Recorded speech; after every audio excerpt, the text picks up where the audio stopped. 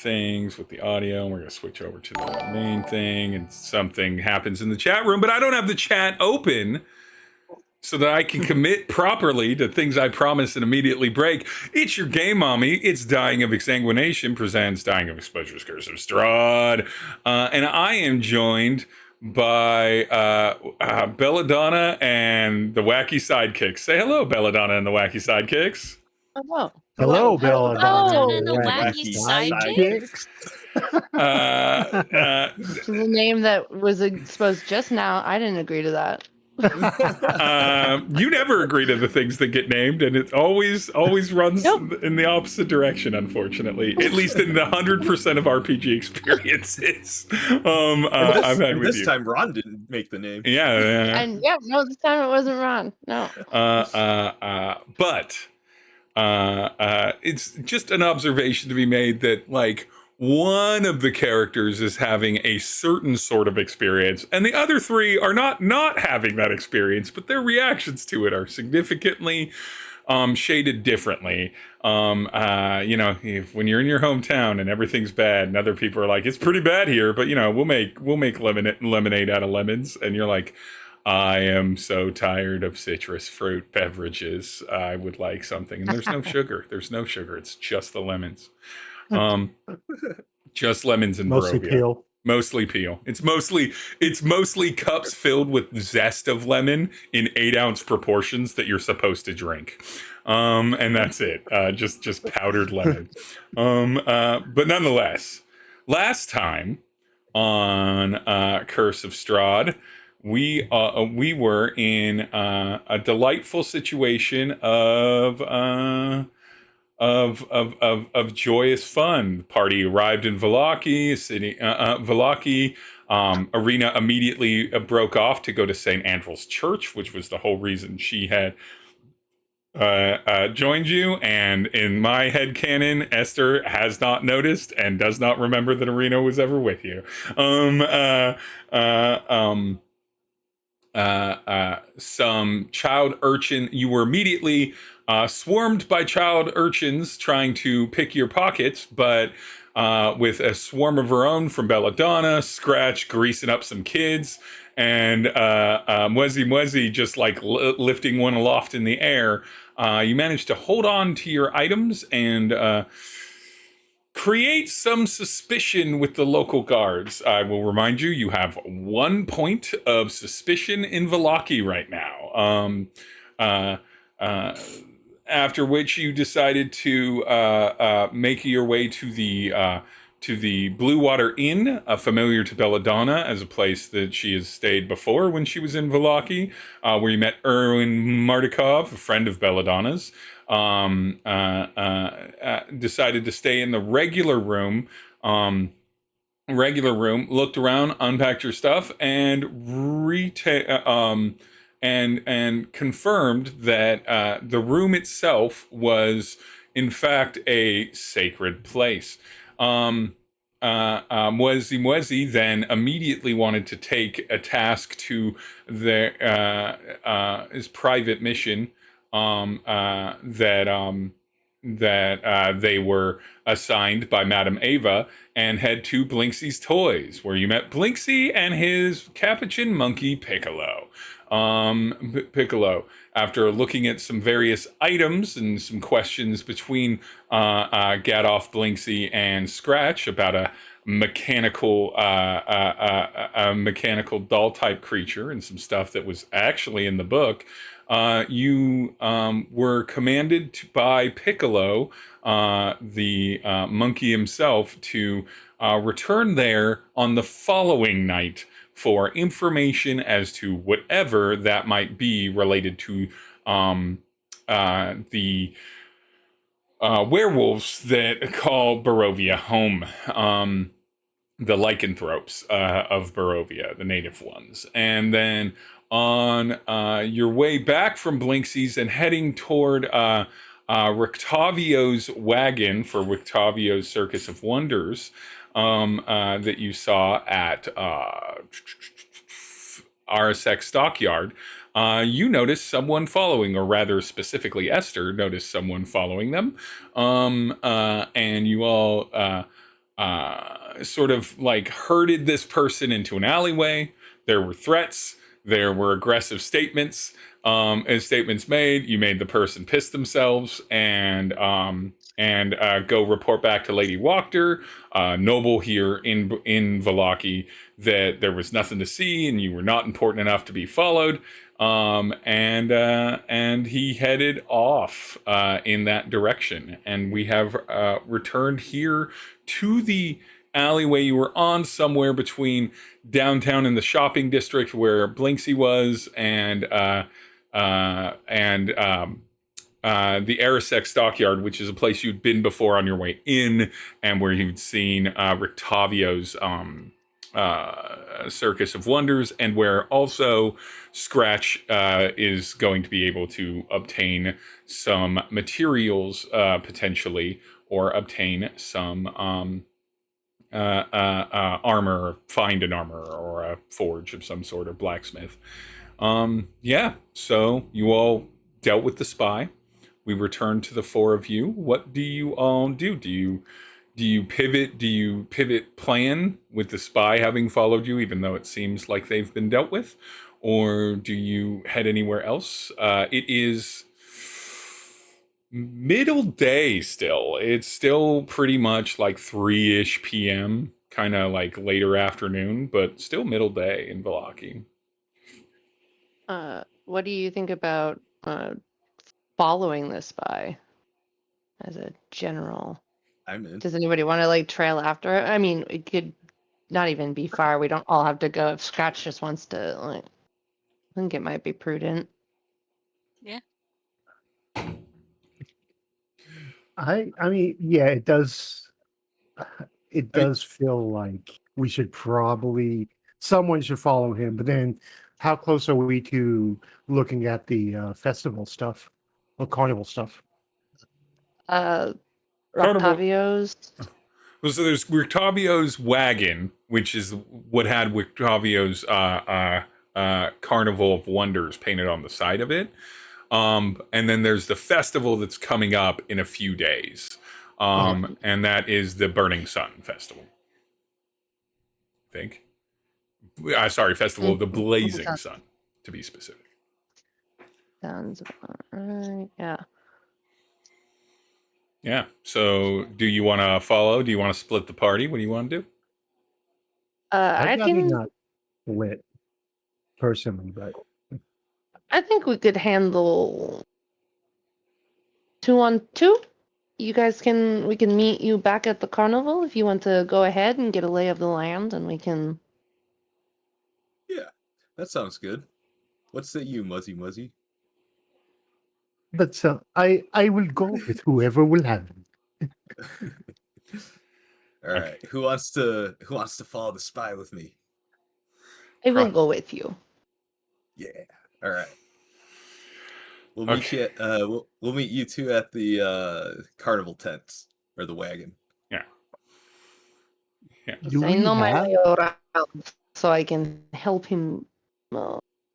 Help in the. Mm-hmm. Okay. So Esther and Mwezi-Mwezi head off toward the stockyard, and Scratch and Belladonna head to try and follow the spy. So the first thing I'm going to do is I'm going to start with Scratch and Belladonna, because in theory they will be able to circle around to the wagon and rejoin up with you. And depending on what they do, may or may not be a very, very long following of the spy. And so the first thing I will ask for you all is a perception check. And by you all, I mean Scratch and Belladonna, to see if you can you can keep pace with keeping eyes on the spy. 21. Belladonna rolls a total of 3 from a natural 1. Okay, I'm gonna roll for the spy. Your 3 wasn't that bad by comparison, but it was still not 1, so it would have failed. But a 21 certainly scratch. If there's one thing a cat can smell, it's piss. And so, Scratch, you lead your the cat leads the witch along the path, following this spy. Now, I'm gonna presume you all want to be stealthy and don't want the spy to know that you're following them. Yeah, ideally. Okay. Which of you has the higher stealth? Probably Scratch. Oh, definitely Scratch. All right, then Mine isn't terrible. I just have a +1. Yeah, with a +4 stealth, Scratch, I'm gonna leave the stealthing to you, especially since you're the one following and keeping pace. So this stealth check is yours to succeed or fail at. Alrighty. 14. Yeah, there's no way they catch that. Between your perception and your ability as a feline to lurk and move in the shadows, Scratch, you're able to keep you and your companion relatively or cleanly out of sight of this spy. They take a surreptitious route back up to their location. You end up following them actually out and around a little west of the Blue Water Inn through alleyways and homes. The hustle and bustle of the city is still there, and you can see guards, though you see a petering off of the city guard of Vallaki as you kind of circle into the north section of the town. There is one kind of main road that goes up to the Lake Zarovich or North Gate, one kind of main travel road. And here it's a little bit spaced out between the buildings and they're like, and the wall itself. The buildings here are a little bit larger. It looks like this might have at one time been the more wealthy section of Vallaki, though it seems like age has taken its toll here. Taken its toll here, and you find yourself seeing the spy make their way into a side entrance of a home that seems disgusted with itself. A slouching roof hangs heavy over furrowed gables, and moss-covered walls sag and bulge under the weight of the vegetation. As you study the house's sullen countenance, you hear the edifice actually groan. Only then do you realize the extent at which the house hates what it has become.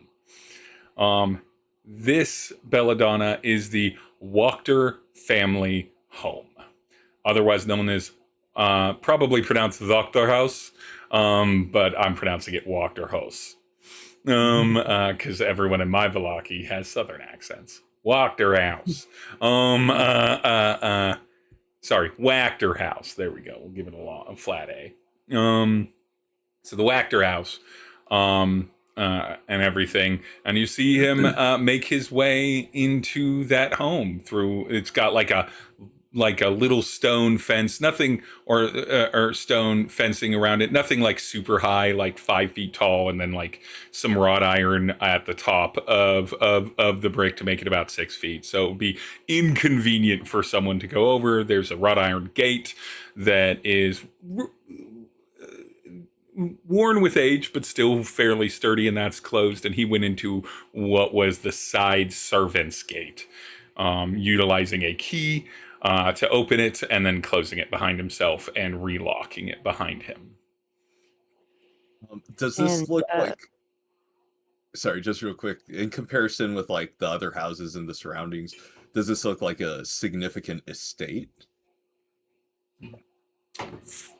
This looks like it's on par with the Burgermeister's mansion from the village of Barovia, so nicer than an average house. But if you look around, there are larger and smaller estates. However, most of them seem to have gone the way of the Wachter house, and some of them, Scratch, you simply must assume are, even in the denser population of Vallaki, not currently occupied due to the ruination of their exterior. There are a couple scorched marked ones further north up, where it looks like a fire might have taken a couple of the nicer homes, and everything. The Wachter house is just aged. But it's big enough. It's definitely like a 6-bedroomy kind of like larger home. So for Vallaki, nicer, not nicest. Size-wise. Gotcha. It is in pretty bad shape, but it's hard to know where that status lies on a on a house here. Betty, you were about to say something. I was going to ask what I know about the Wachter house. Is this a particularly famous family, or is it like notably rumored to be haunted or some such? Or do I just happen to know what it's called? Give me a history. You know some automatically. Give me a history check to see if you happen to know more. Every 10 and above intervals of 5 will give you more information. Ooh, 17. 17. All right, that's pretty good. So you know that the Wachter house, and you know this from before a year ago because this isn't new. The Wachter family was once one of the bigger, more influential like families of not just Vallaki but Barovia itself. It had holdings in multiple places. And they occupied this, which in Barovian terms is considered a mansion. It does have like some or a couple small outbuildings and things like that around it. And it is fully closed off. So that's enough in Barovia anywhere to be considered a mansion. With 17, specifically the matriarch of the family and the head of the house is Fiona Wachter, who is infuriating to you because she is known for being a Strahd loyalist. Her life has not been nearly as hard as many Barovians, as has her family, and so she is a rare positive servant of the of Strahd, and is big into Strahd.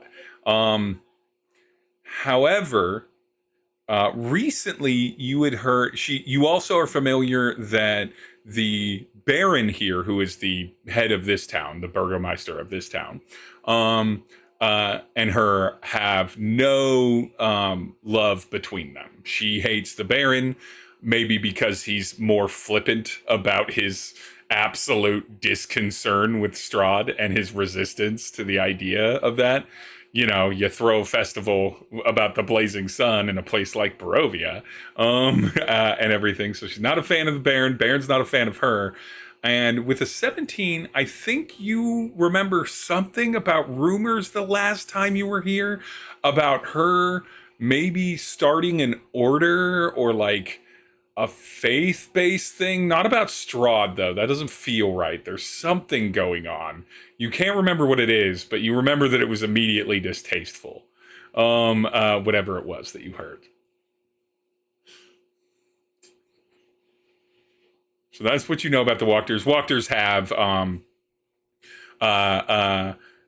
she does have a couple of sons, Nikolai and Carl, who are young men, and they're problem boys. They tend to get in fights. They tend to get too drunk. They tend to be mean. Okay. But yeah. Good to know. I'll relay a like Sparks Note version to Scratch. Just like, well, this is very bad. If she is still there, if he's working for her, she is the loyalist to Strahd. Very nasty, nasty woman. Do you know if does she only have like human spies? Is she able to send out like, I don't know, animal spies too? What do we have to watch out for? And then as she kind of like gestures like, let's go back and walk and talk as we rejoin the others. Not gonna try and break into to an evil woman's mansion. Come on, with just the two of you, do it. Nothing bad will happen. Just the two of us, and no idea what kind of powers she may or may not have. Yeah.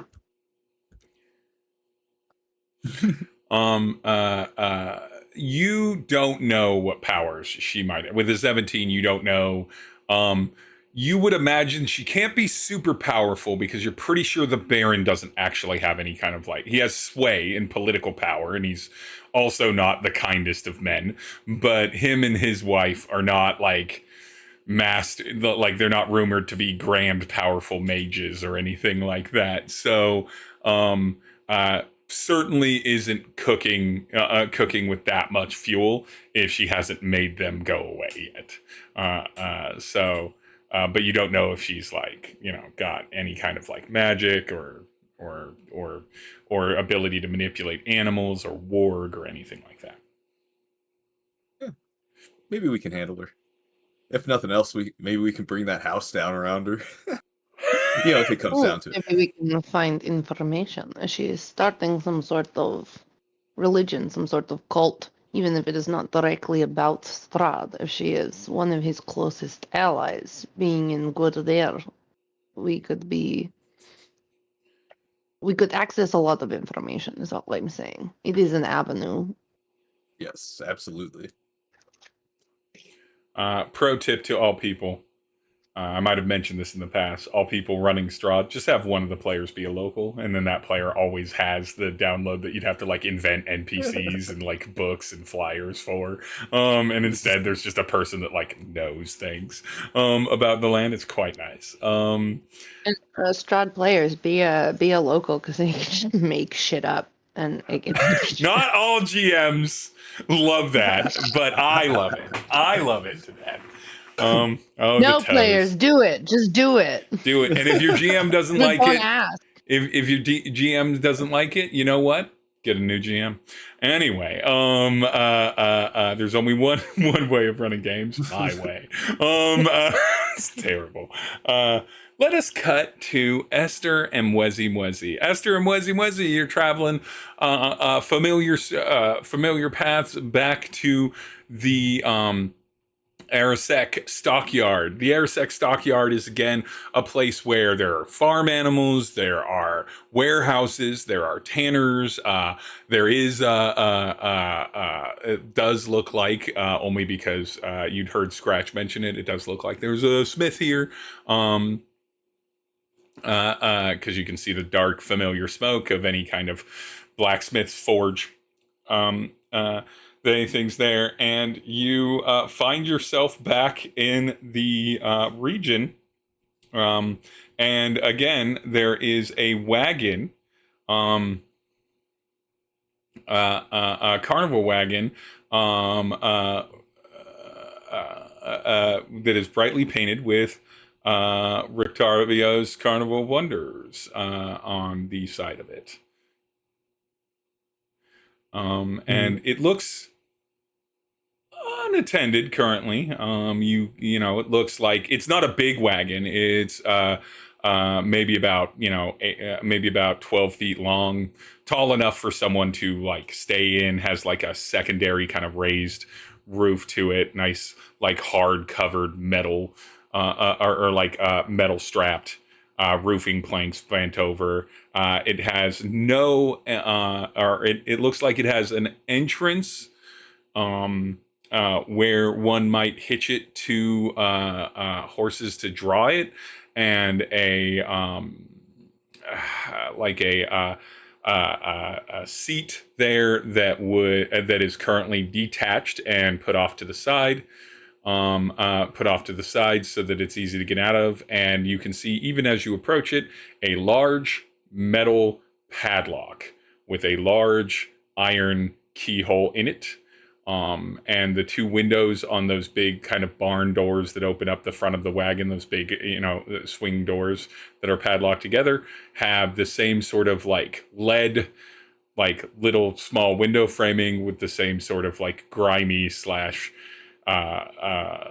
clouded glass to there. But yeah, you see that, and then and all the other things that would be a kind of a warehouse mixed stockyard.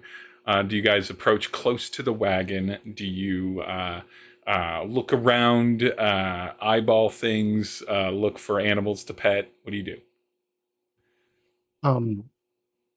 Since I know the wagon is here, unless Esther stops me, I'm just going to try to scope it out. Not like so much stealthily, except in the sense that like I'm trying to pretend like, oh, when is the carnival coming into town? I wonder what they're up to. What a good thing to come here and get to see the carnival again, twice. That's. Esther is also. I don't even think I think like it's unspoken at that point. We're just both going at the same time and speed. But Esther will be trying to like peer through. You said there was like windows, like clouded windows. There are clouded windows, and you can just step up and peer into them. Yeah. Give me, both of you, please give me d20 rolls, flat d20 rolls. 15.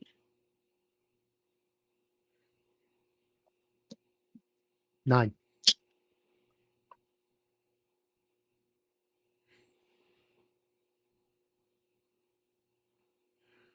A 9 and a 15. So you both get up to the door, and Esther starts peering in the windows. And suddenly, I need both of you to roll Dex saving throws, please.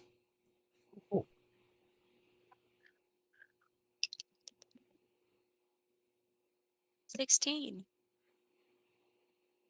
I also got 16. Okay, you both manage to not fall off when this wagon lurches forward. You hear cracking wood and the scraping of metal and something inhuman that you can't see through the window. It's too clouded, it's dark in there. You can't really see anything into the window, but you hear something trying to barrel / claw its way out. But yeah, we could just wait. I think that's maybe like a really good idea for us. We should leave the thing in there alone. Yeah. While it's safe to do so. Yeah. So, yeah. Smith. Where I go? I don't want to go to a Smith. This is just this. Like, we'll keep an eye from a distance, or I'll keep an eye from a distance, maybe in case anything else shows up. But for the most part, kind of milling about, looking like a shopper or something like that. Maybe seeing what the. Yeah, I'm sure it's fine. Open the wagon door. No cuckoo for chaos. What about you, Esther? Do you just kind of hang around Mwezi-Mwezi, keep a low profile, and shop? Do you go anywhere else in the stockyard? And to be clear, I've mentioned things like tanners and the blacksmith and like warehouses and stuff. I've also mentioned that there is previously I mentioned that there is a kind of a store, a general store sort of attached to one of these warehouses, and it literally just says general store on it and on its sign that sells various sundries in it. Looks like a pretty commonplace store from the outside, like a wood built out onto a warehouse and everything. But if you want to invent there being anything in the stockyard, you're welcome to be like, I go to this thing, and then it's probably there. I think Esther is just on the lookout with Mwezi-Mwezi, but keeping her secondary listening eyes out for that guy, if he's around. His name is His name is Calvin. Calvin. Yes, Calvin. Give me so both of you give me perception checks, and with advantage because you're here for a while.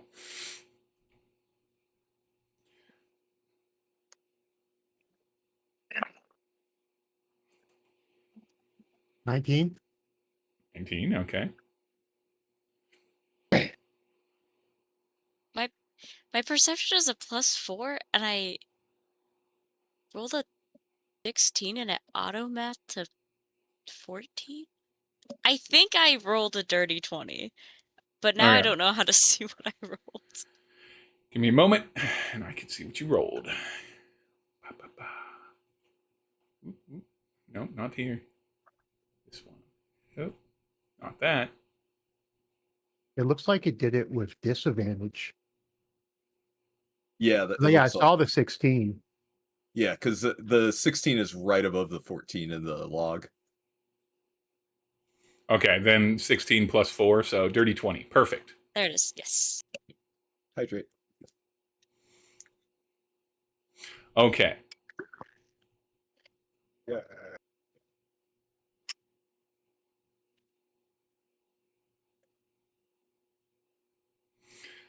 We'll start with nope, that's not what I wanted. We'll start Mwezi-Mwezi. While you're looking around, you do see even at this distance, you have a fair amount of time, and so you do clock and maybe smell a little bit that there is dry, spattered blood on the sides of the wagon, and you also take a moment, creep up, or casually walk by, but don't get too close, but get just in sight of an inscription you can see at the top of the front of the doors that you missed the first time that says, "I bring you from shadow into light," with an exclamation point on it. And with a dirty 20 for Esther, you see a man that you are familiar with from a painting in a house back in the village of Barovia. Goatee, cleanly coiffed, pretty well coiffed hair, in like a workman's shirt and suspenders and like canvas workman's pants. Currently unloading a cart, rather loading up a cart from some boxes from one of the warehouses. You see Calvin.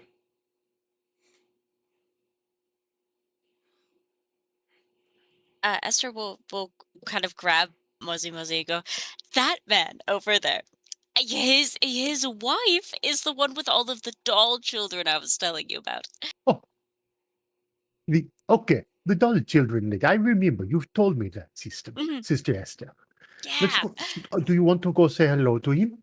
I would love to. I have a few things for his kid, and I have just a message to pass along to him. While we walk over there, I kind of whisper the things I noticed about the wagon, about the smell of blood and the inscription. Which those seem like the sort of things that Scratch and Belladonna are going to ask us about. This is good. We'll remember them. Does any of the I bring you from shadow into light bring any sort of like Lathandar bell, or is it completely separated? Give me a religion check with advantage, since you're specifically asking about Lathander.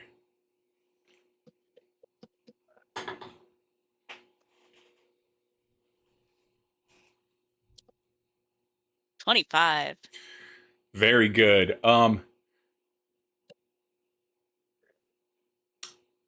There is an order that operates under the Morning Lord's banner that is essentially an order of knights, some of which are just knights and squires, and some of which are true paladins. with oaths and magic that is granted to them by that. And you know, with a 25, that like it's not written in any books, but over the centuries, it's been a very common phrase when going into battle with people that they see as villainous or dark. That the this order of knights, which are named the Lightbringers, will state. Maybe at one point it was a prayer that was supposed to be just uttered by clergy. And of course, when you put a bunch of people with weapons that use weapons into a situation where they feel righteous justice, they want cool taglines to say. And so, yes, this is absolutely straight up from the Morning Lord's toolkit, but you wouldn't know why it would be here or on a carnival thing. It's not the type of thing anyone etches. None of the church like put it on any materials per se. It's the hoorah, if you will, of the Lightbringers. Mwezi-Mwezi, that is wonderfully informational things you've just told me. So I'm afraid that might actually just be a Trojan horse that's been brought into this city, and I think it might be here to kill so many people. What is a Trojan? I know the horse, but Oh yes, the classic fantasy play that everybody knows about, the Trojan horse. So everybody was over for like a fun little thing in a city, and they were all hanging out. There was a war happening, and it was horrible. And then at one point, there was this other team, on the other side of the war, whatever. And they said, "Oh, we have a fun little prize for you, and we're going to give it to you, and it's going to be wonderful." And then they said, "Oh, we would love a gift. It's going to go so well with our city and our walls." And so they let the gift inside, but it turns out that the other enemy team actually put all of their little beings in that scary little gift, which was shaped like a horse. And then when everyone went to sleep in the city, they all popped out and they murdered everyone. I think I haven't really seen the play. It's a good story, but why would you accept a gift from enemies in a war? Sometimes the aesthetic, it just it pays way more than winning a war. There are many weird people in these planes and universes and whatever they might be. But thank you Yes. for the story, Sister Esther. You're so welcome. However, to circle back to our main point, I do think that this might be a weapon. They might have under the guise of and now let it free to kill everyone. Oh, You are cutting out a You- bit audio you might wise, cut out. Esther. poor cat. Cat interference. My cat unplugged my microphone. Sorry. I was saying things and stuff, and I'm not 100% sure that might be the case, but I am moderately concerned. Might be the case. With how many gods there are, I suspect they know. And I do not know if what's in there will be friend or foe.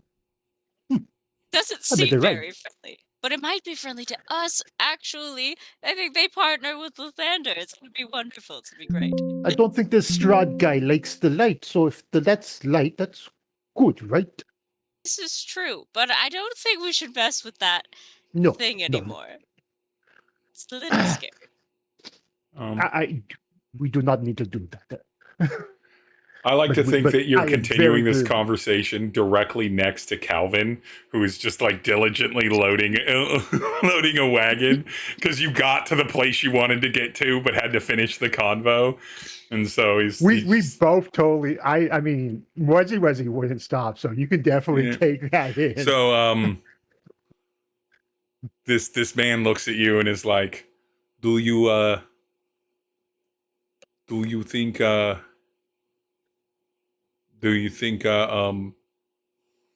what are you two talking about? As he's finally like keyed into this conversation about light. Who are you? What? we I'm we Esther. I am Mwezi-Mwezi. We are from foreign lands. We just are No. talking crazy Must be about from Western Vallaki or Western Barovia. Can I help you with anything? Yes. Sister Esther, I believe. Actually, I have things for you. Well, not for you. You'll understand. And I'm gonna untie my bag. I don't. Are there zippers? I like Who's to unzip. say? I like Um, unzip. Sure. Shoot. Unzip. And I pull out the little collection of like small toys that I've gathered from his house. And I will hand it to him and say, "This is proof that I was at your residence, actually, very recently. It was a Mwezi-Mwezi, what did they call it? A Barovian knock? We just kind of entered the Yes. place. Yes. Yes. And I would like to say, I met your wife. You met Mary. But- Yes, yes, I oh, did. you were in the village of Barovia. Yes, that's exactly. That's where we were. Delightful woman. I am, however, slightly concerned for her mental state. Ye- Give me an insight check, both of you.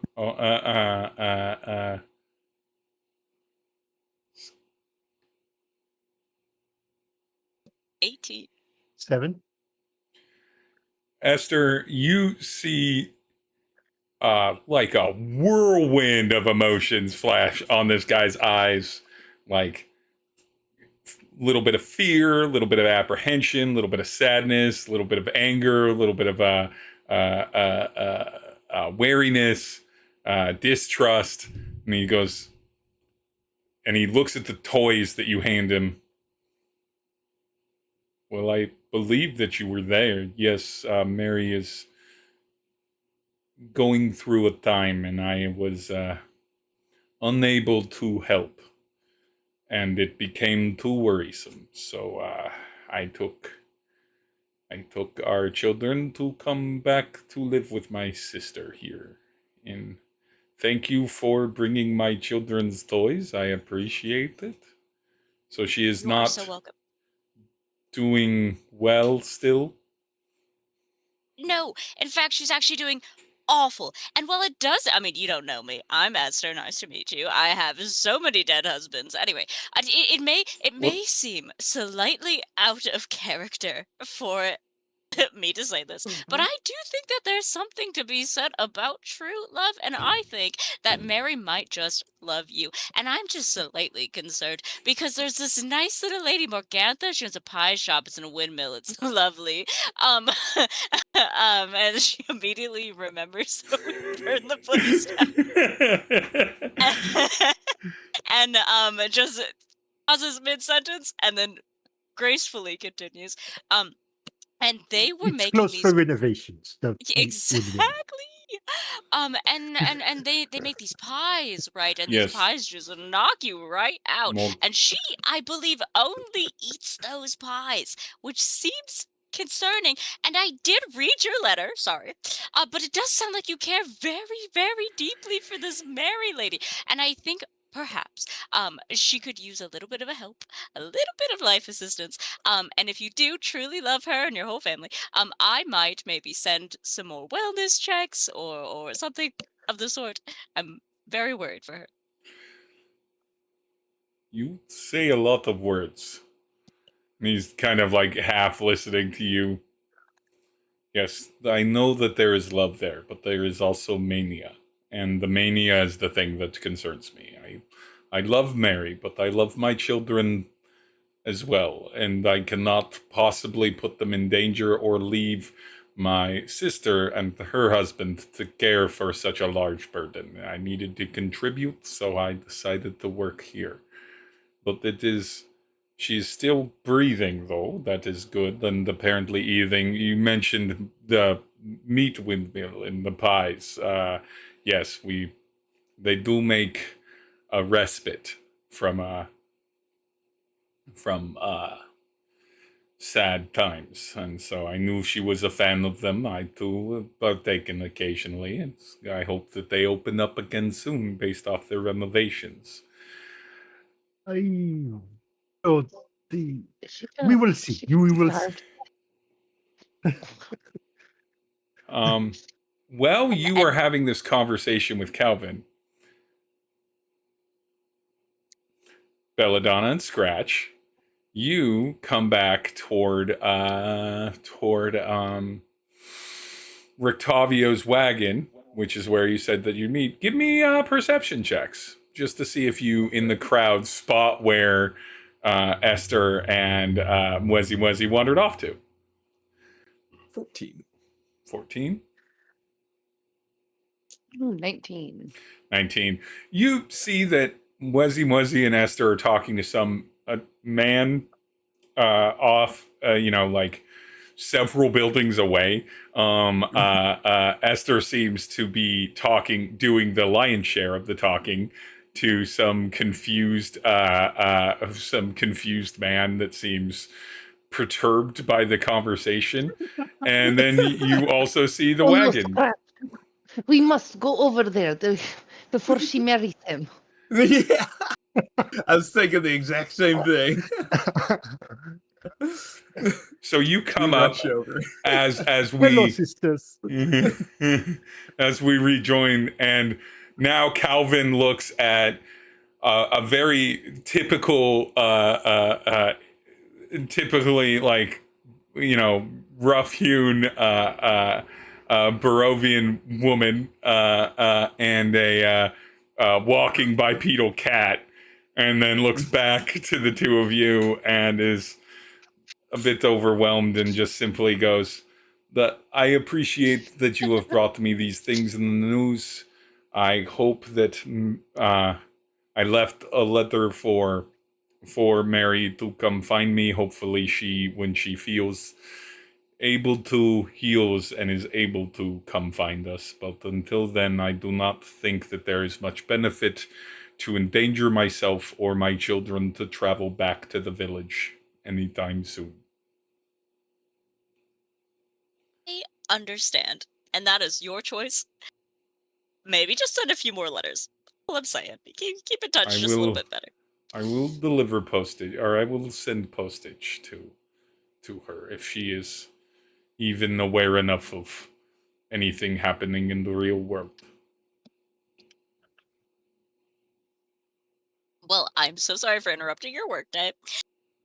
Please continue all of that. Anyway, that's it. That's all I had. I hope the children enjoy the toys. Thank you. I would like Esther to give me a persuasion check, and this is somewhat of an important role here. Hell yeah. 23. Being approached by someone that broke into your house where you used to live, where you're mentally a traumatized spouse remains, and then giving them all this information as a stranger on first time you meet and handing them their children's toys and reminding of this could make a person react in a complex manner of being concerned or worried, and maybe even telling their sibling, and then their sibling and their sibling's husband maybe tell the local authorities, and maybe more suspicion is cast upon you. Or it could turn them inward and introspectively, that somebody who was in the village, had a conversation with Mary, was able to interact with her, was able to communicate this to Calvin and bring this and encourage him to maybe reach out to his wife. And with a 23, you get the introspection. Your suspicion does not go up by another point for revealing this information. I love how it's like, so yeah, I'm introducing this suspicion mechanic for this area. Yeah, And And we're then we not even. immediately fucking forgot. Yeah. He reminded us at the beginning of this episode. He introduced it last episode. He reminded us. I immediately forgot. I was on board for every single part of that. I'm like, this I is loved great. it. Fuck I up. loved it as a GM, and I was like, there was a DC to hit, and you blew past it, so you were good. We know as Wasn't players, like, as hey. characters. Oh no, I forgot as a player. I forgot. Just fully. So the four of you have returned. Calvin loads up another box and then goes to seemingly his supervisor and asks to take a break and is going to go look at the toys and then stare in the middle distance and reflect on his traumatizing and terrible life. Because remember, he's the father of the missing eldest daughter as well. So one of his children is just gone, and it broke his wife and it made his family much more complicated. The four of you are together again here in the stockyards. I would be excited to tell both of them about all the stuff we saw. I am going to try to be more discreet about it since, Calvin overheard us. I learned. But just like kind of whisper the things that we kind of figured out maybe a reasonable distance away from the carnival wagon.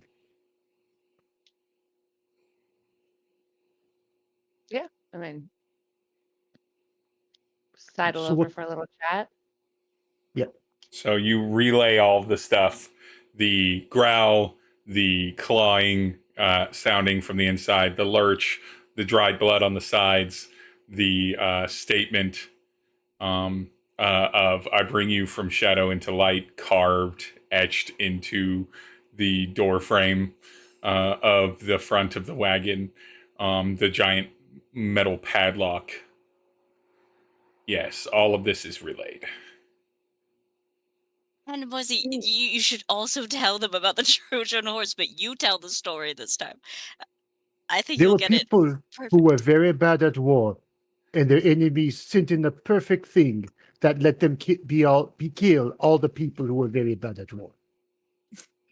Wow. That is the story of the Trojan horse. Sounds like every army should have a Trojan horse. No. Yeah, I mean, I think a lot of people are better at war and would not just let your enemies give them a gift or something. It's silly people. It would be very interesting in taking another look at this this wagon with an animal of some sort, a creature, you say? Yeah, I'm kind of curious too. I gotta get a look at this myself. Yeah, Stay I would away like to from the sneak windows. over to the cart. Yeah. Now that you know that there's a creature inside, in silence, you can hear that there is something breathing in there. Pretty heavy breath. A lot of like a kind of a cadence where there's like some normal breathing, almost panting, definitely mouth breathing, and then occasionally a big huff. And you can hear like the pads of some sort of foot that Mwezi-Mwezi and Scratch would be familiar with because they're both pod creatures of like heavy pod feet on a surface pacing. Nice beans. Can I roll a survival check to see if I can get something more specific than just it sounds like fake animal? If I can, and maybe, maybe I'll do some light tapping or scratching on the side to stir just to see if I can get some other movement noises or small sounds, but I'll try not to like. Yeah, give me a startle it. survival and do it with advantage because the group of you are here to see if Belladonna can. Yeah, I'm noticing it too. Should I just let her roll? Or... That looks like she has it. What was that, Belladonna? It was 21. Okay, 21's enough for the information. As you kind of lightly tap and everything, very quickly the creature inside like shifts the wagon a little bit as it seems like it butts up against and growls at there. This close, I'm gonna say this for Belladonna, and maybe Esther would have caught this too, but Belladonna's the one that made the roll. The creature smells a little bit, if you get under the booze and you get under the smell of metal, and like oil and grease and like maybe not always as clean as they could be. And somehow seafood almost all the time smells a little bit like scratch. Mm. And this is something Mwezi-Mwezi could absolutely confirm if like led in that direction. Yeah. Smells. Yeah, little bit like kitty cat. Mwezi takes a big sniff of scratch, like unapt and says, "Oh yeah, yes, it does." You were gonna say something, Esther? It doesn't seem like anything that I've heard from the fold.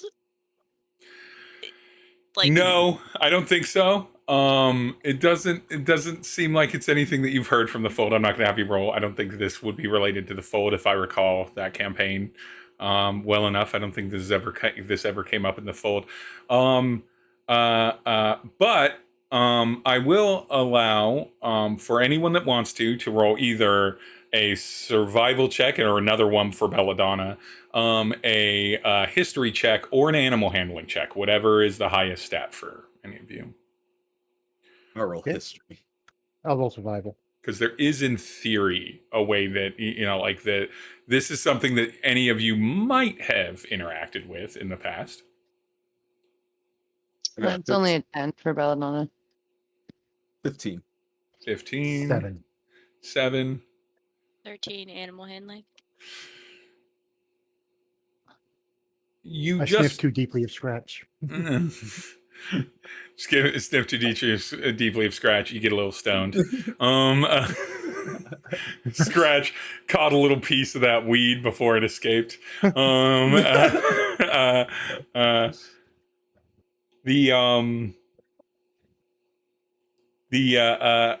With a 15 as the highest, I don't think anyone in this particular thing would have more than collectively smells like cat.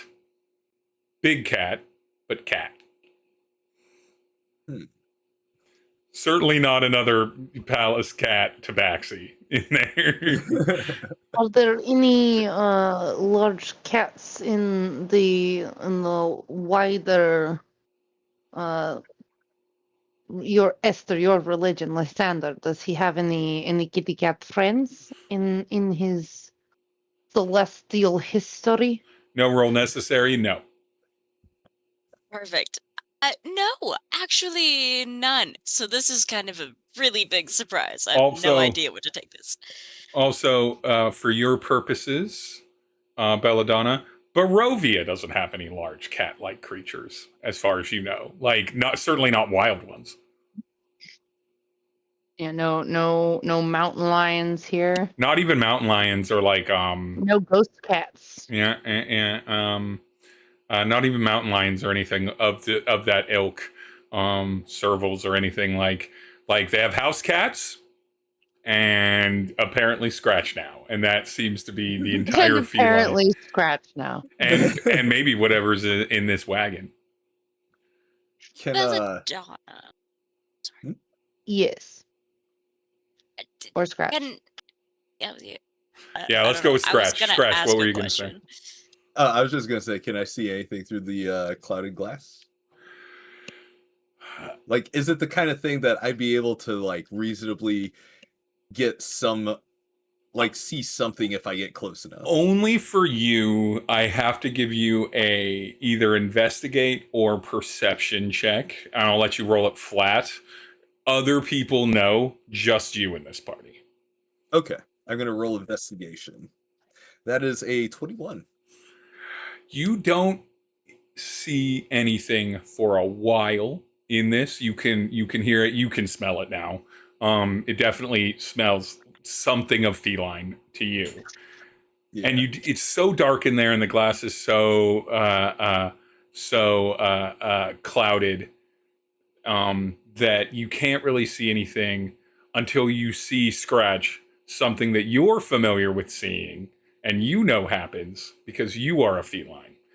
Just maybe like a single beam of light or god ray or like maybe a torch or something, but the light shifts ever so slightly through the window, and it doesn't break through the window to illuminate the interior of the place, but it does respond to a set of eyes that reflect back at you. Large, feline, reflective eyes in the way that cat's eyes reflect at night. Okay. About how big would I estimate just from like the light reflection now that I've seen its Let eyes? me look. Like, are we That's talking tiger or bigger? Bigger than a tiger. Okay. Probably about, you guess from, based off of the eyes, assuming its head isn't disproportionately large for wild cats, as far as you know, wild cats. As far as you know, wild cats, probably pretty hulking. In D&D terms, a large-sized creature. Definitely, Okay. definitely big boy in there. There's a big boy in there. And you were guessing from its positioning of its head, because you can see where its eyes are, that it is quadrupedal. It is actually a full-on beast of some kind. So about the size of the Chimerror that we saw? About, yeah, about the size of that. Yeah, about the size of that. Scratch backs away from the window and relays like, yeah, this thing's big. It's about as big as that Chimerror that we saw. Mwezi-Mwezi, can you smell if there's any goat or dragon as well, or snake? It is hard right now, but I can give that a try. All right. So yeah, I will try to. Yeah, animal use handling my or survival. Or perception, Okay. I suppose. Either any three of perception those. survival will be the same. Wait, just one. Let's see if blue treats me better. It's not a high DC for this, since you're already kind of all locked in. 17. For survival. Nope, you do not smell any snake, goat, or anything like that. It smells purely like the feline side of Scratch at this point. No, it just seems to be some type of cat. Not a chameleon, just a cat. Well, good to know. Is the carnival guy hanging around? You don't see anyone that looks like they work. In fact, no one even seems that concerned that you're like at the wagon. And it is pretty locked up. Like, again, there's like lead on the windows, and they're not very large, so it'd be real hard for anyone to. It'd be impossible for even you, Scratch, to like get yourself into the window, even if it was fully broken through. And yeah, no one else seems. There doesn't seem to be any other open entry points than this door, or than these doors that are the front of the wagon that are padlocked. And yeah. Belladonna, I have a question for you. And I'm just gonna explain to you my my theory of this large creature being toted in as a under the devise of a carnival. And explain the whole, I'll explain the whole situation from Esther's perspective. So do you think that perhaps the what were they, the Vistani could maybe go out and get an incredibly large creature and then bring them back into Barovia and put them in a little box and send them over here? Oh, absolutely, they could. So I you mean- could just bring other, like, so this is a creature. I mean, it would be as difficult as it would be to take that creature from anywhere else in that land. I mean, I would assume I've seen them bring smaller creatures. I don't know the logistics, as I am not. They don't really tell me the secrets, but I've seen them bring some animals. Nothing quite so ferocious, but mostly I would assume probably because they have no incentive to do so. Very hard to travel with large feral animal. Okay, so everybody gather around. I have a brand new theory. Here we go. I think that the Vistani have teamed up with the what were they called? The Lightbringers? The Lightbringers? That's okay, perfect. Well, they've teamed up with the Lightbringers and Esther making notes to talk to the PR team, like, that's terrible. It's a bad name. We should get a new one. Not very. It doesn't strike fear into the hearts. I think that the Vistani may have teamed up with the Lightbringers. They've gone all the way out and they've collected some large, very scary cat-like animal, and they've brought them back in here. And they were like, well, no one's gonna let us bring a large cat-like animal just like into Vallaki. So we're bringing it in under the guise of a carnival, because maybe that's something that could be happening for this festival that's happening in a few days. And then once they get everybody around, and maybe there'll be like Strahd or like some other important Strahd-esque person in the area, and then they're just going to release it all, and then I don't know, maybe that's what could happen, and that's a thing. Thoughts? Sounds plausible. Steve, since I am going to presume that, like, in my area, lions at least are pretty common, and You're familiar with leopards wildcats, yeah. Yeah, lots of big wildcats, and obviously because magic, probably big ones.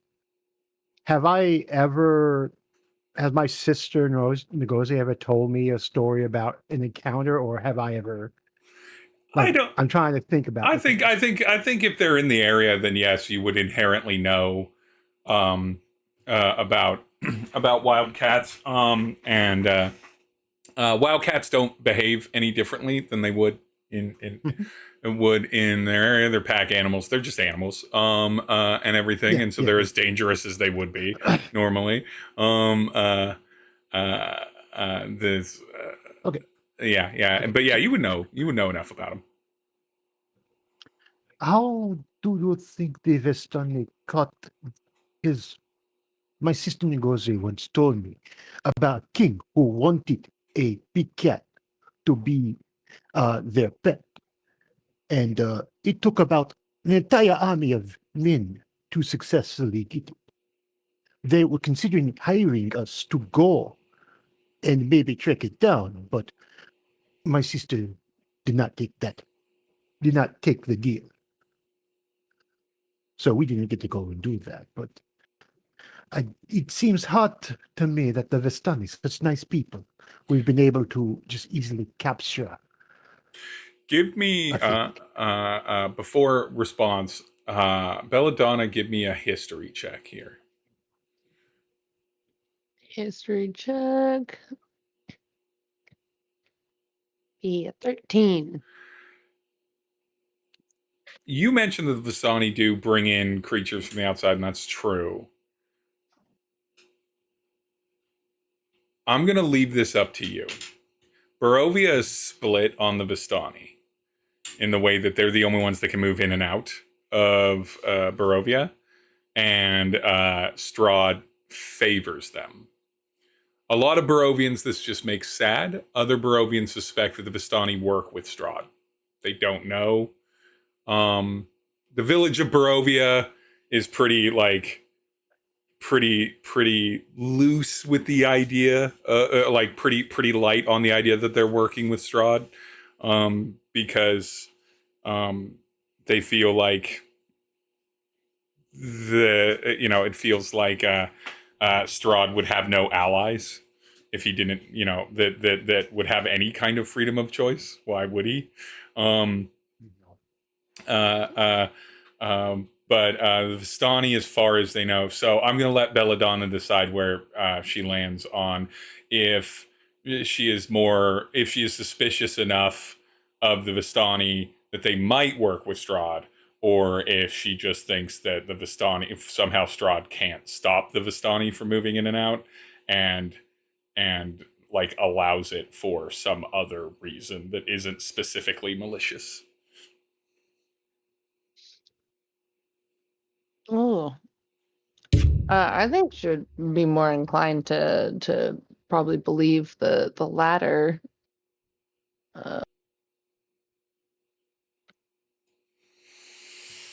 Yeah, That's something I haven't, as a player, really thought about much as part of the lore. So yeah. So at the very least, leaning toward the latter. Don't know for sure. And for Esther's purposes, the Lightbringers, there's like there segments of them. There's troops of them throughout Faerun. Like there's thousands, arguably, probably in the order if you go across all the lands. And so there's plenty of Lightbringers to capture a big cat. Perfect. Mwezi-Mwezi, the Lightbringers are wonderful, and they could catch any big cat, but also there's magical pies that make people fall asleep. I'm sure they could put some in some cat food and spread it around. Magic. I keep forgetting. I am inclined to believe that the Vistani truly are loyal only to the Vistani. And I am also inclined to believe that there is no world in which Strahd would let anyone have that kind of power, that he didn't have to let that kind of power. Any allyship they have, I would think would be begrudging at best because of the circumstances of their opposing abilities and limitations. But Are It's- they it- I al- particularly loyal to money? Could they be bribed? They seem to have a very absolutely, specific they power. all have it's not that they are specifically like into money but they do, if they do not have loyalty to this place, they do not and they are all individuals too. They do not operate as a monolith like a church might in some way. They do have very independent motivations, not super organized. These are valid concerns being brought to the forefront, and perhaps my theory is incorrect, in which case, I open the floor and pass on the mic. But I mean, Right? Yes, fantasy microphones, you know of them. All of you Amplified are voice. familiar with the mythos of a little imp named Mike, whose only purpose is to shout exactly what you just said loudly. And so you say it, and then, like, on a half-second delay, Mike starts saying it very loud in a direction where you don't really hear him, but an audience can. And The people's mic. yeah, and it is suspected that there's either many mics or Mike can be in many places at once. Mike the imp. Okay. make a breed of imp. It's suspected as much, but he always looks exactly the same, and he always goes by Mike, so it's unclear. If we talk about Mike the Imp too much, he's gonna manifest in Barovia somehow. Maybe Mike can be Get along summoned to with Sativa. Barovia. Yeah. Mike has a Mike penchant calls for out reggae Sativa, music. they- What? They take the feral kids and live a happy life. The Lord of the Flies gang that is created. The Barovian Lost Boys. The Lost Boys. So I think if we want to find out more about this, our best bet is probably going to be to watch what happens with the wagon, because like they got to feed that thing sometime. There may be magical means of, like, you know, storing the food or passing the food to it in there, but it's got to eat somehow at some point. So I figure, you know, we keep an eye on it overnight. I stay up late, so, you know, I can keep an eye on it for a little bit here and there. Maybe we Yes, can take shifts. I would actually. There is, if it does not put upon you too much, friends, I would like some time tonight in the room to myself. I have some spell work I would like to do before we retire. Certainly. Spell work. And it would just simply be, if you are going to be out anyway, we may all find a few things if we have personal matters to attend to. Yeah, absolutely. Some time alone with the wand. Exactly, yes. Yes. Nobody come in, that is exactly why. Yeah, exactly. I got you. Called the loud sounds of passion, not distress. Nobody worry. simply do not enter. No matter how many voices you hear screaming. Mr. Nyose warned me about this too. That there are people like this, so it is okay. I do not.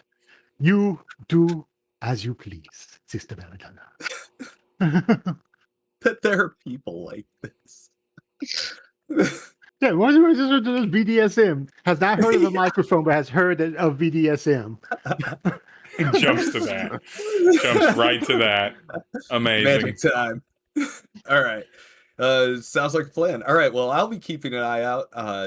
If you two want to help out, cool. If not, I got it handled. Well, you've all got some time, and you can all take shifts, sort of casually watching the wagon.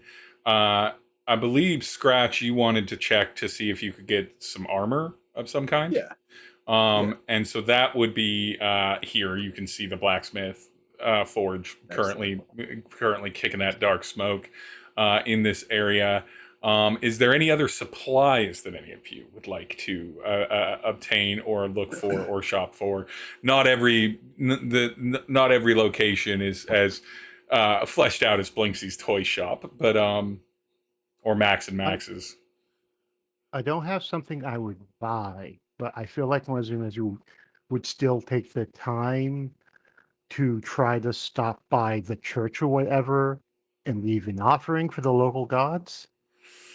That is on the literal opposite side of Vallaki. You would be able to get there and get back. Vallaki's not that big of a town, but it would kind of occupy the rest of your afternoon into the evening. Oh, well, no, I have to watch this. Okay. So, like, learning that, I'll be, I can go later. Mm-hmm. So, yeah, nothing. Any Thinking my thoughts. any hanging out business for Esther and Belladonna before Belladonna goes back for some private time?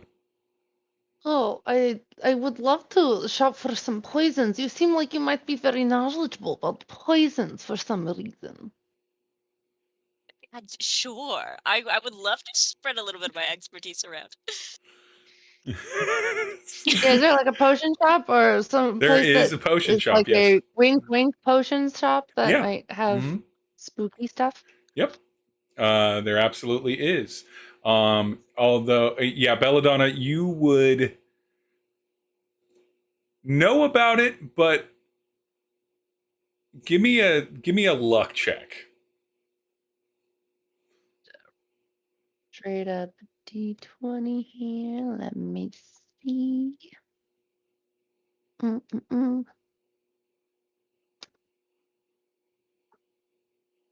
Ooh, 17.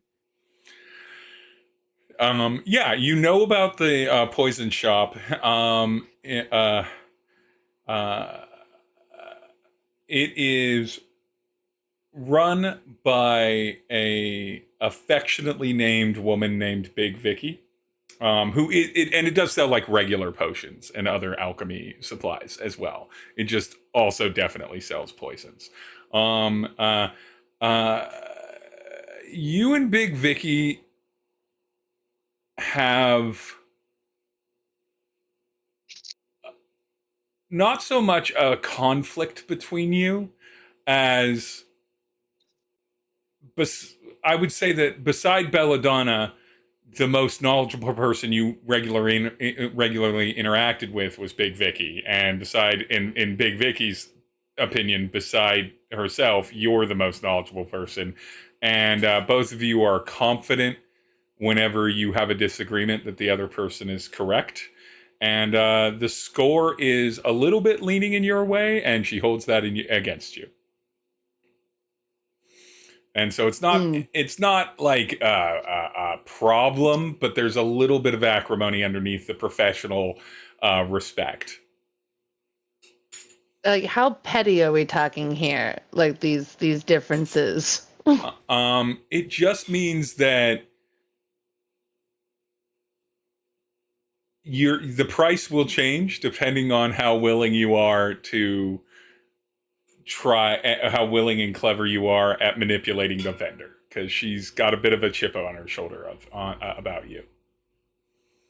because Okay. you're confident you're better. She's confident she's better, but you've been right more times than she has, like at a 2-to-1 scale. So like objectively, you're smarter than her. Or you're more capable at this.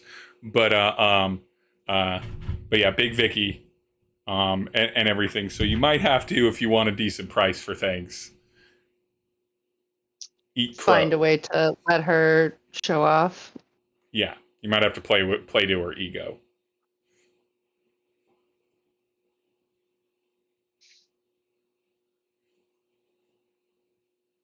Mm. Okay. I think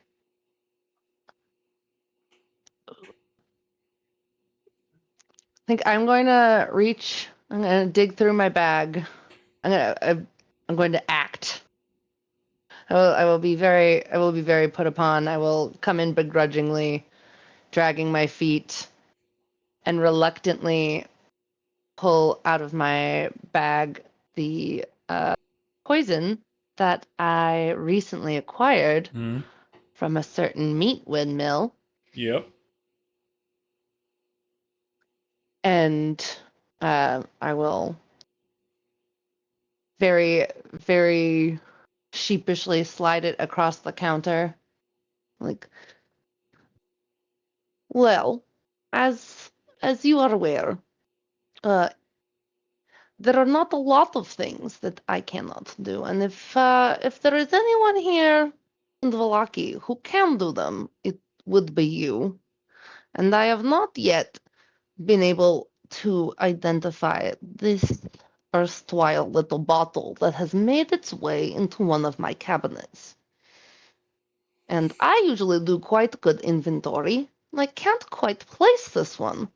So it would behoove me to know what it is someone might have placed amongst my other potions. So I might discern their intent. Mm-hmm. And so, is this you fast forwarding to you and at Big Vicky, or are you telling this to Esther? Oh, I thought we were at Big Vicky's. Yeah. I'm sorry.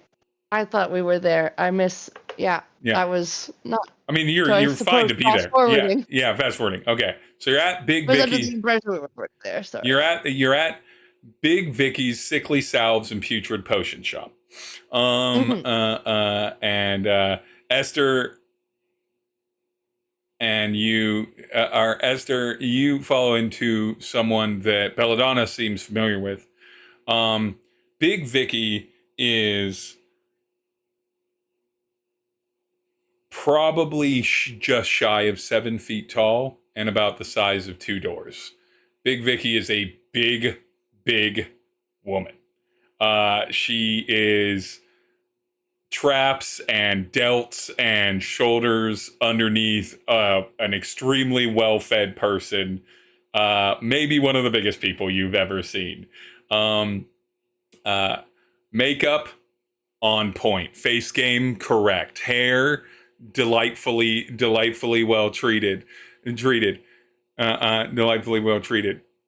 In just sort of like a white button-up shirt, and like a apron that has clearly been home modified to make sure to cover herself as she works with supplies.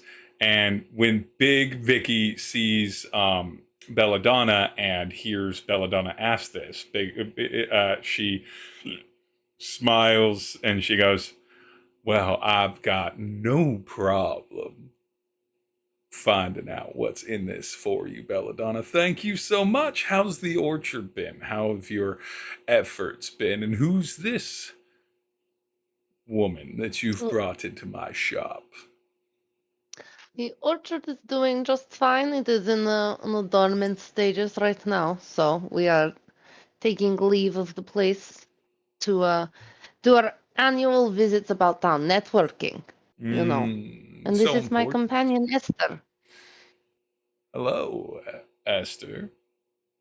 Hello. You can call me Big Vic. okay, and I will, and you can call me Esther. And I will as well. Now let me take a look at this. And she proceeds to take a look, and very quickly,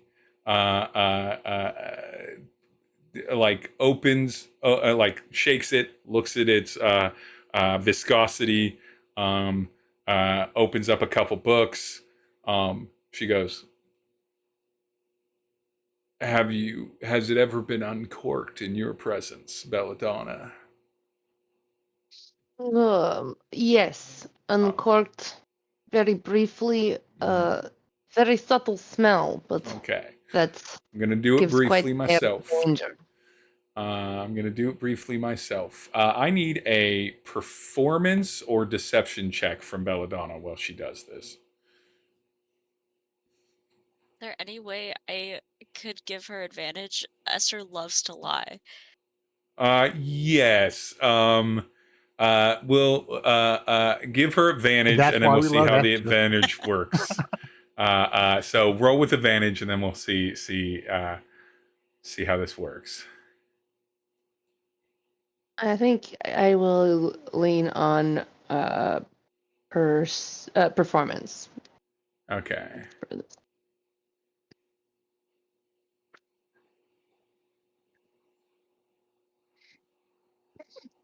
I don't know that I've ever seen the digital dice look cocked before. That's impressive. 16. Or no, sorry, not 16. 15. 15. All right. With a 15 as the die roll, how is Esther trying to advantage Belladonna in this? Because Belladonna's already done the setup for why she's here. So how does Esther add to that? Perhaps Esther is just kind of like a backup singer the entire time that she's been talking, and has just been like ad-libbing in little like bits of support, and she's like nodding and like really hyping her up the whole way. With a natural 3 on the die, Big Vic smiles so wide. Esther, you'd be impressed. Big Vic has fashioned several precious metals into teeth caps and has like a rainbow of precious metals on the top of her teeth. On just the top row, the bottom row is just normal teeth. The smile looks relatively healthy, strange with the different hues of metal in there, but she smiles real wide and uh, uh, looks at the two of you and is like, "Yes, this is what's called a pale tincture. Very nasty bit of poison on you. Pretty tough to get around. Uh, hard to cure. Can whittle you down over the several days. You got to really struggle through it. And it's probably best if a doctor or honestly magical cleric of some sort tries to purge the poison from you. Is it, you say over several days, is it something you would need repeated doses, or just the one will Just the continue one. to tear you down? Um, just the one. But it takes the stoutest of people. I mean, I suppose 1 in 100 maybe make it through without dying, succumbing to this poison. You get, this is probably enough. This here is a full dose. This would be enough to take down anyone, and they wouldn't even know it because it would take them days until it happened. They just feel a little worse every day unless they manage to barrel through. And as a reminder, pale tincture does 1d6 poison damage, and the person becomes poisoned It's a DC 16 Constitution saving throw, so that's on a failure. The poison creature must repeat the saving throw every 24 hours, taking 1d6 poison damage on a failed save each time. Until the poison ends, that damage cannot be healed by any means. And after 7 successful saving throws, so you got to save 7 times, the effect ends and the creature can heal normally. So essentially, bare minimum, assuming you have the best of luck over a 7-day or over a 6-day period, you take no poison. 7-day poison period, you take no poison damage. But statistically, you're likely to take somewhere between 9 and 15 poison damage if you manage to succeed, and it's very likely that you could just fail, and that's permanent. Top of your hit points lowers. And cannot be healed past that poison threshold until you save 7 times on it over 7 days. Or 14 days. And I can't remember if I put it in your inventory, but I can't. It's a D&D item, so it's just in there. And so Big Vic looks at both of you and is like, nasty bit of stuff. Didn't know you were in this deep, but I'm impressed, and I understand how you might not have known about this one. This is a pretty high-priced item. Well, if you need anything else, I may not have a lot of these, but I do have a lot of things I could sell you, Belladonna. Yes, this sounds like, well, a horrible mystery I have to figure out. But then also, not much use to me, something so slow. Do you have anything a little more expeditious? Yes. And then I am going to have you take a look at the poison table, which I am going to link you in D&D Beyond. Nice. And I can shop later. Yeah, exactly. And then and then we're gonna cut away from this over to Mwezi. Scratch and Mwezi-Mwezi. And what you will get is that you will automatically, for no cost, get any poison. What is pale tincture? For no cost whatsoever, you can get any poison that is 300 GP or below on this table, and they will have at least 1 vial of it. If you trade in the pale tincture, you can get a second item or go up to 600 GP. So you can get either 2 poisons and trade in the tincture, 1 poison just for no cost at all, and then spend money. But poisons are pretty expensive, so.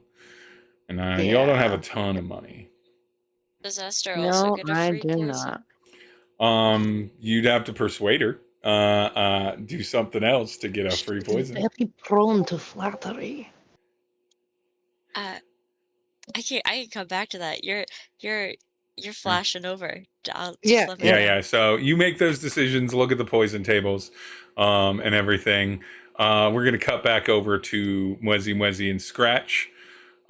Scratch, you go to armor your to the blacksmith here. It's not really an armory. There's pieces hanging up. It's pretty typical blacksmith's forge. Big smoke. It's pretty hot. It is open air. So it's not nearly as like bad to breathe around it and everything. And there's racks of axes and weapons and shields and such. And this blacksmith who's this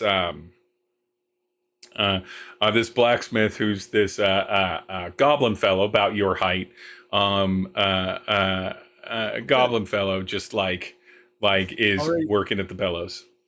Already Scratch is feeling better because whenever she sees a smith that's about her size, she knows she's more likely to find stuff that's about her size. This goblin, and I could not be more stereotypical on this. And in fact, if they weren't as pug-nosed and they had a stronger jawline, they'd remind you a little bit of a friend of yours that you recently had met back in another land at another time. But This goblin is just turns big yellow eyes, turns one hand as they hear you. They're currently stoking right now, so they can hear you. One hand up while they finish that, and then they shove a bit of like unformed ore into the now very hot forge, and then turn around. All right, that there has to heat up a little bit. What can I do for you? Gretch is looking around at the pieces, and she's like, "Very fine work, very fine work." Well, thank you. I did a little bit of work on this suit that I'm wearing myself. Well, looks pretty good to me. I mean, a little fragile, but all right. Yeah, I picked it up at Village of Barovia. There you go. You can get. So it's you did some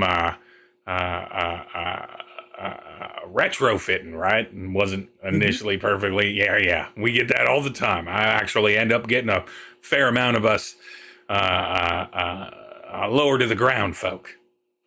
What can I do? You looking around for something? You looking to buy something?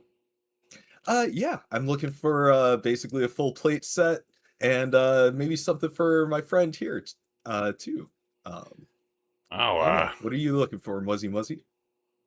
I'm looking for a feature. Like Mwezi-Mwezi is just happy to be here. Well, adventure is a lot easier to survive if you got something to protect your hide. Yeah, we've absolutely got full plate sets here. Standard rates and everything. Just a question, not to be rude. Understand this is coming from another short-statured person. You got the durability to wear a full plate set? And this is your GM asking, do you have a strength of 15 or higher? I do not. Then, at least for now, an unmagical or unmodified full plate set cannot be worn. Weirdly enough, in the fold, and not that Mwezi-Mwezi knows this, but Esther would, in Faerun, this wouldn't necessarily be as much of a problem, but in here in Barovia, it seems like everything's heavier of iron, and you can glance at the work and figure out, oh, they don't have advanced like metal techniques. So I'll need to look into it offline, but I'm pretty sure as an artificer armor, I'm set. Like and you might be, like either it's innate or it's an infusion. I know for a fact that there's an infusion that like will basically let you. That, so But yeah, so I'm covered. Okay. And you look around and it's like, well, if you're looking for a full plate set, that'll be I don't know, I'll give you a bit of a discount, 1,400 gold. 1,400. That's at the book. Told you money was going to be a problem in Vallaki. Scratch. That's for a full plate. Yes. That is Scratch's in character reaction. She goes, "Well, it's a pleasure doing business with you. Have a good day, sir." All right. Well, walks right out. Let me know. I'm going to link. I will. Believe me, if I get 1,400 gold, you will be the first place I come to. I'm a ping in the general chat. This is off roll 20. This is the if you scroll down, this is the armor list. And indeed, for 1,500, he was giving you a discount. It's normally 1,500 gold to get full plate. Incredible. Okay, man, I was spoiled by Baldur's Gate. I was like, oh, maybe this will be like 100 or something because this is an early place. Nope. Incredible. Okay. Hold on. A strange experience for Triple Aaron. As a GM, I've never, ever, ever looked at any requirement for anything ever and just always scaled money to be whatever made sense for the party at the time, story-wise. And since I'm playing Strahd and it's supposed to be bad, I'm going to make the capitalism bad, too. D&D capitalism. It's terrible. But yeah, so no blacksmith armor. That gives you an idea, and those rates are the correct rates in the shop. You might be able to negotiate them down a little bit and everything, but they give you the ballpark idea of what everything is. Yeah. And I'm fine with you flavoring if you end up being like, well, splint or half plate or whatever. Surely half price because I'm half the size.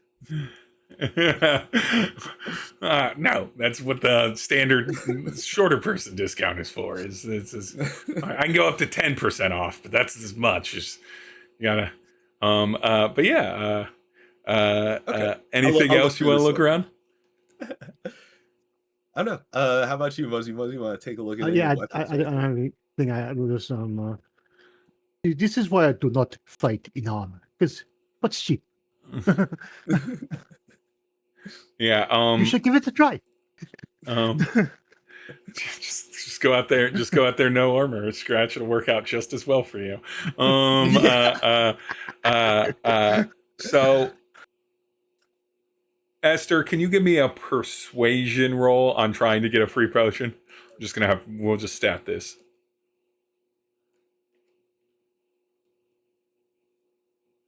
And No free potion. If Big Vic, if Big Vic and Vic was short for Vincent, you could work your feminine wiles on him. But it seems that Big Vic is not into your vibe, Esther, and it does not work. You don't have to pick a decision yet, because I don't think we're going to get into any kind of combat where you would necessarily need to use it, Belladonna. So that can be done off thing. But unless on your way back from sickly salves and putrid potions, Big Vic's shop, do any of you do you then break off Belladonna because you'll cross past the Blue Water Inn to get back to the you are muted.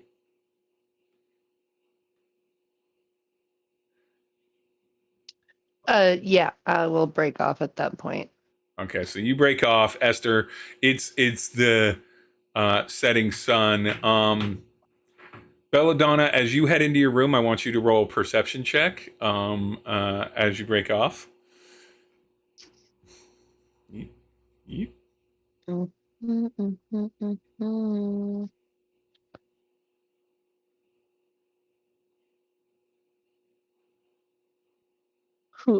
That is a nat 20. Okay, So let me a total of see. 22.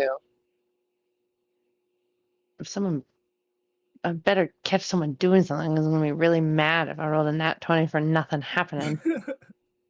There's a little bit more business now that it's evening time. Some people are off of work, it's dinner time. And so the place is a little busy, and there's a small crowd of a half dozen people around beside the fireplace, all kind of acting in a semicircle as one person spins a yarn at the table. This colorfully dressed, sharp-featured man doesn't look Vistani colorfully dressed, just a little bit of motley, a little bit of motley to him. About a 6 head on him, but about a 6 head on him. Gray hair that looked like it went blonde.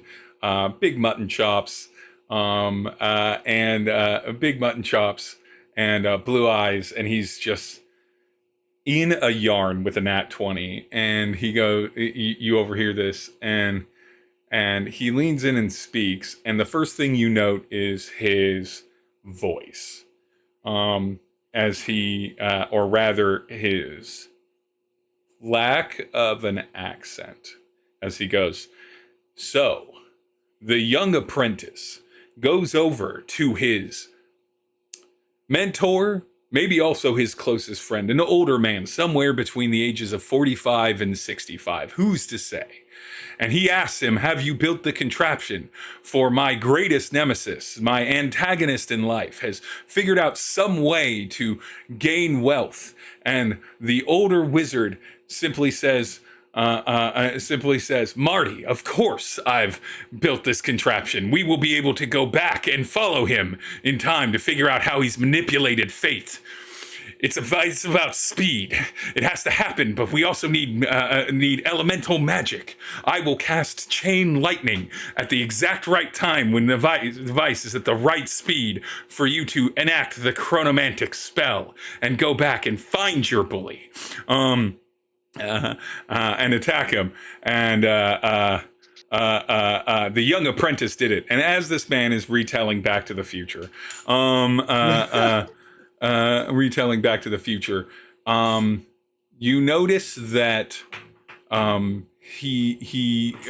as he's telling this story, Erwin comes up and drops off a handful of goods to him, including what you know to be a wrapped piece of probably rare meat based off of how wet the paper wrapping is cooked. And some other supplies. And he goes, up.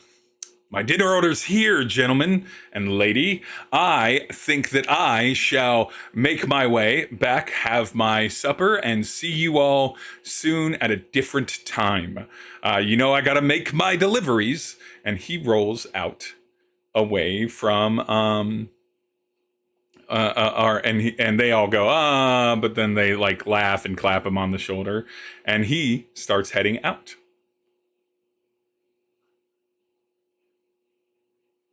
Does that move Belladonna in any other direction?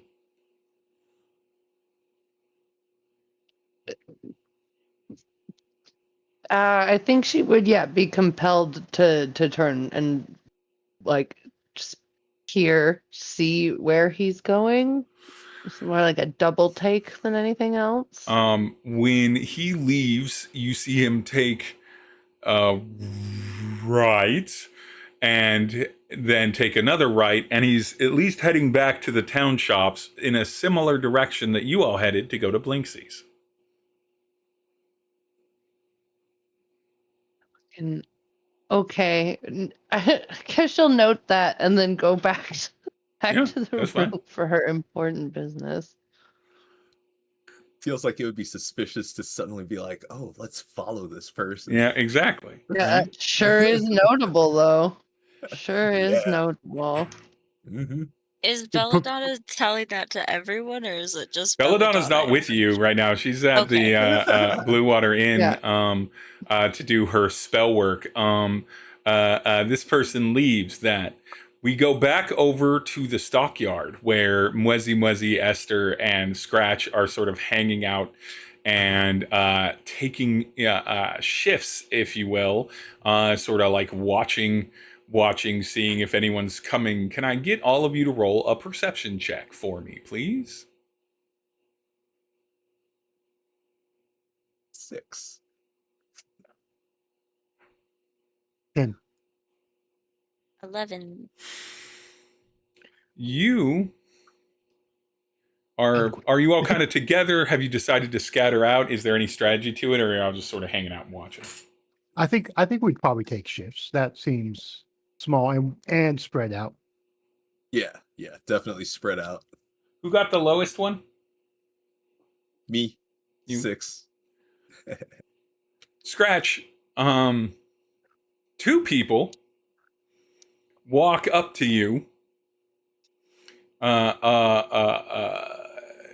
Middle-aged man and no, I'm gonna go with middle-aged femme presenting people. And they look and they're like, can we help you? And they just walk up. They walk up from behind you, and they're not like right next to you or anything like that. They're just kind of walking up to where you are. Can we help you? With something? What are they dressed like? Do they look particularly when you turn to look at them, it is two, I'd say like late 30s, early 40s women, brown hair, brown eyes, pretty nondescript, average clothing. One of them is in like a, pretty average clothing. One of them is in like a vest. The other's in like an apron, but they're dressed in like normal clothes at first glance, Okay. at least. And just we're like all just trying to keep an eye on the wagon, right? Yeah, That's what but we're right doing? now they've approached you since the rest of you are kind of spread out and Right. sort of taking Yeah. shifts. So it's just you right now. Scratch is used to like standing out in a crowd, of Yeah. course, and drawing attention. So she's just like, oh, just shopping, having a look around, hoping to catch a glimpse of I can't remember the caravan or not the caravan master, the circus master, whatever his name is. Oh, The guy who knows about the clockwork thing. Oh, I don't know much about that, but Rick, you're looking for Rictavio? Rictavio, that's what it is. Yeah, Yep. Rictavio. It's right there on the sign there. Rictavio is staying elsewhere. He's just parking his wagon here, but Oh, okay. That makes sense. Why would he stay in his wagon? But yeah, okay. No, so are you all with the circus, or are you local?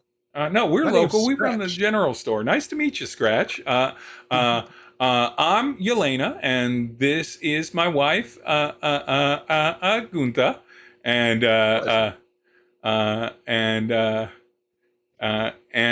we run the general store over there. We were just closing up for the night. Saw you staring at Rictavio's wagon, and this little section here is where we store some of our goods when they come in, and we don't have a shipment coming in for a while now, so we let them park here for a little bit of coin.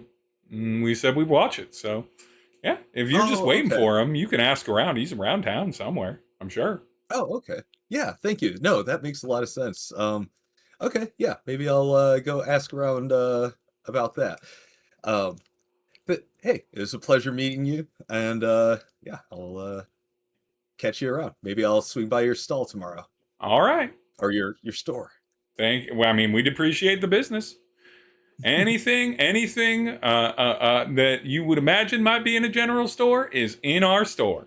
That's our slogan. It's a little long-winded.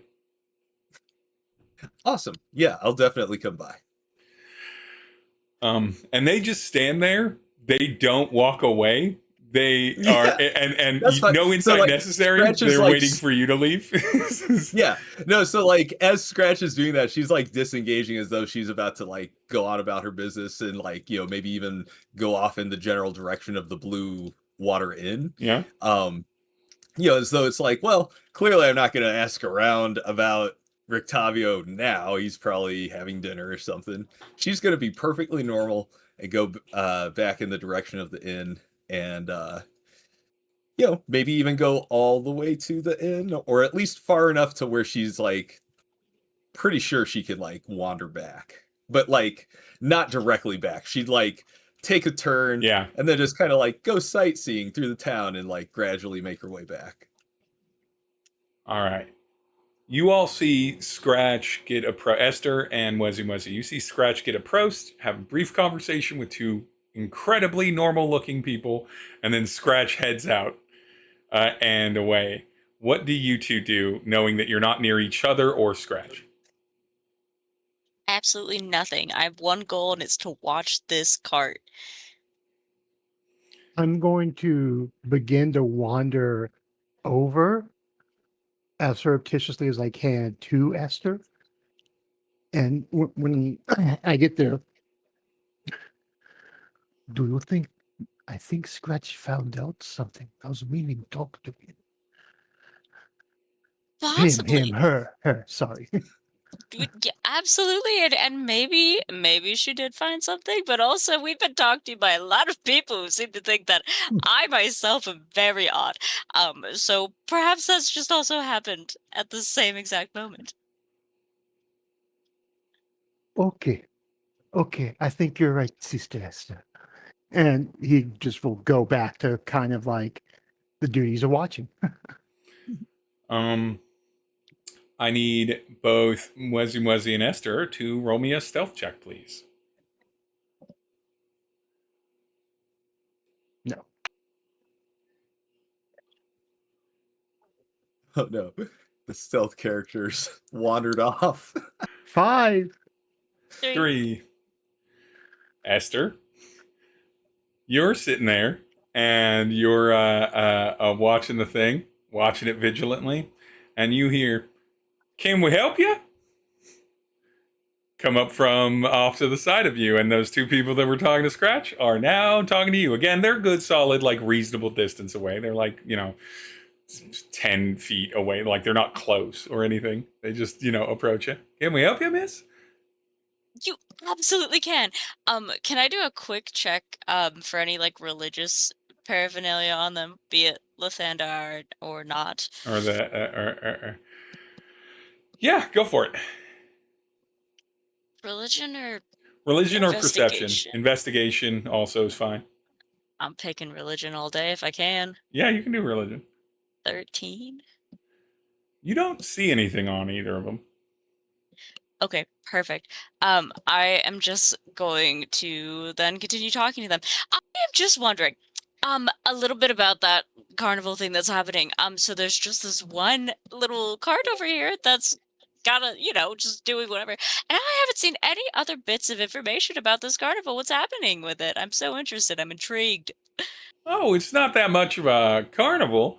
That's Rictavio's wagon over there. He's like a one-man show. He comes in and out of town sometimes. What's up? Beginning to hear this conversation going on, because I think it should be easy enough. Should it be easy enough for me to hear and notice? I think you're far away. You notice. You can see that they've now approached Esther. I don't know if you can hear the specifics of their words, but you. Yeah, I'll just start going directly to it. No, like thinking I'm being stereotypish, but just walking in to overhear the conversation. Yeah. So he came in through town. My name's Yelena. This is my wife Gunta, and we run the general store over there, closing up. And he's paid us a little bit of money. This is our storehouse area, and we don't have a shipment coming in for a bit, and he needed somewhere to park. So we said we keep eyes on it since we're right across the way over there. So lovely to meet you. My name is Esther, and what is his one-man show? What does he do? Oh, Rictavio? Well, he's mostly a storyteller. Admittedly, I don't know if he's ever actually performed it inside of Vallaki, but he seems dressed for the role. He's definitely captures the hearts and minds whenever he starts jawing a yarn. Amazing. Does he ever use any little animals or props during any of his shows? There might have been the occasional prop used. Can't recall any card. Nope. Yep. There is a monkey that he occasionally uses. There's a little guy with a white face who sits on his shoulder. Can't remember the name of the monkey. It's got a name. But yeah, there's a little monkey guy that associates. They jump as you approach them. And they're all like, yeah. Another stranger. I'm Mwezi-Mwezi. It is so nice to meet you. Very nice to meet you too. Nice to meet you. But yeah, Piccolo. Yeah, a little monkey sometimes joins him. Okay. That's interesting, though. Thank you for your information. Well, no problem. Well, he's around here somewhere. He's somewhere in Vallaki right now. If his wagon's here, he's here. So, you might be able to wander around and find him. And otherwise, we'll tell him you stop by. I think we should get going, Sister Esther. A lot of people very interested in that wagon. He should give us a pamphlet to inform people about it. Pamphlets are useful for dumping a lot of information, like a brochure. The pamphlet was very useful. I was very glad to receive the pamphlet. Maybe we should get a pamphlet, like a Rictavio's Wagon of Wonders a Carnival of Wonders pamphlet or something like that. We'll talk to him about it. Perhaps we'll make a better world where there are more pamphlets. Did he used to have more people? Why does he call it a carnival if it's just him going around telling stories? Can't say that I know. Kind of a rude thing to ask a guy, I suppose. Is it? I don't know. If you called yourself something and then someone's like, why do you call it that? You know, I don't know. Especially if you do it in a tone where you don't believe that it has earned the appropriate title for that. You know, it might be offensive. Fair enough. You know what? You're so right, and I will work on that. And I won't ask him directly to his face. Okay. She will This work is- on Holistic nonsense.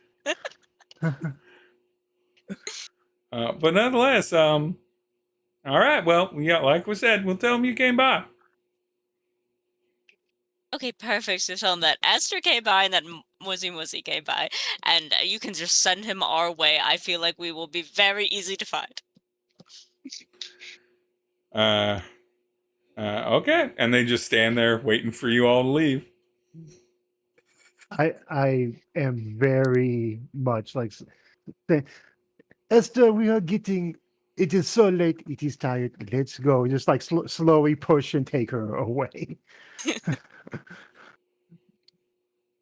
Me too, toodaloo. And just pushed away slowly. Yeah. Both of you give me an insight roll, and then Scratch give me a That's better. stealth roll. All right. 12. Also 12. 9. Scratch, you sneak back just as Esther and Mwezi-Mwezi are departing in the other direction, and those two people. It lets you see enough of their positioning to hide. Mhm. 9 for Esther's insight roll. What was your insight roll, Mwezi-Mwezi? 12. 12. Also 12. Yeah. I don't think either of you clock this, but as players, your suspicion in the town is up to 2. Up to 2. You don't know how or why exactly that's playing out, but it is up to 2. Scratch, just as they're departing, because since you came back surreptitiously, since they're already talking about it, and since the DC for this has been a 12 the whole time, and you all just been rolling real rough, you see Gunta and Yelena head back to their general store, which you are sure that they somehow live in or behind or above or something. Or near, head back into their general store, and you find yourself hidden enough, and almost on time, you see a motley colored gentleman, sans anything other than one paper wrapped bit that you can smell even from here is some extremely rare cooked slab of cowhide beef. A large one, too. Like the type that Mwezi-Mwezi could probably eat, but certainly a large cat might like. Oh, yeah. And, gray hair, 6 head, mutton chops, a familiar to the game, if not familiar to either of them in the moment, thing. But we are going to wrap the scene up because we don't want to leave on just a fun note. Belladonna, what are you doing up in the room all by yourself for your lonesome? Or do you want to hide it from your other players? That's fine. Do we have time? It's already a quarter after. Do we have time for another scene? I will leave that up to our person who's the quarter after is 3 hours later than the rest of us. What do you think? Go for it. All right. If everyone's fine with it, I am fine with it. But we can also I don't cut think I'm up for a whole nother scene right now. We're already getting kind of late. I'm so sorry. That is 100% fine. Then that means that we will end on a silly little note, knowing that there's more suspicion about the group, finding out different ins and outs, finding out that stuff is expensive in Vallaki. And we will open next time with Belladonna in the room. But until then, thank you all for playing. We'll wrap the session here. Sunfye, where can people find you? You can find me at Sunfye D&D on TikTok. Kimmy, where can people find you? You can find me at Chimerror as Chimerror at Black Sky and Beach.City. And AAA Ron, where can people find you? You can find me at Triple Aaron on YouTube. Forgot that you have access to that. And Betty Buzzsaw, where can people find you? You can find me standing forever in the T pose while the house in Breville tries to load the 10,000 stolen apples I dumped in it individually. And you can find Dying Exposure at Dying Exposure across various social medias, and back here on Thursday, most likely, for the other campaign, Cosmos Candela, which is space and future and totally isn't also filled with spooky haunted things and capitalism. I run one kind of game right now on the internet, and it's that. But that one's in space, so it's totally different. But until next time, we'll see you then. Bye, everyone. Bye, everyone. Bye. Hi, everyone.